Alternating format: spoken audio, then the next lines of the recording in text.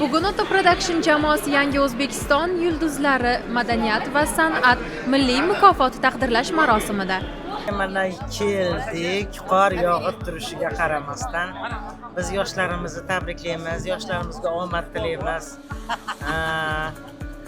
Ustoz san'atkor darajasiga ko'tarilsin, o'z kasbini ustasi bo'lishsin, davlat mukofotlariga sazovor bo'lishsin, prezidentimiz qo'llaridan mukofotlar, ordenlar olishsin.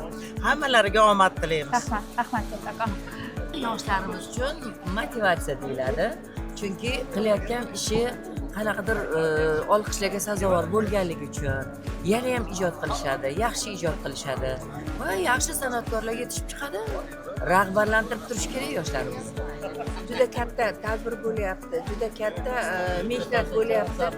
O'sha mehnatga yarasha taqdimotda qatnashuvchilarni ham el tanigan, xalq bilgan, o'zlarini bir mehnatlari orqali xalqi olqishiga, mehriga sazovor bo'lganlar taqdirlanadi degan umiddaman. Rahmat kattakon.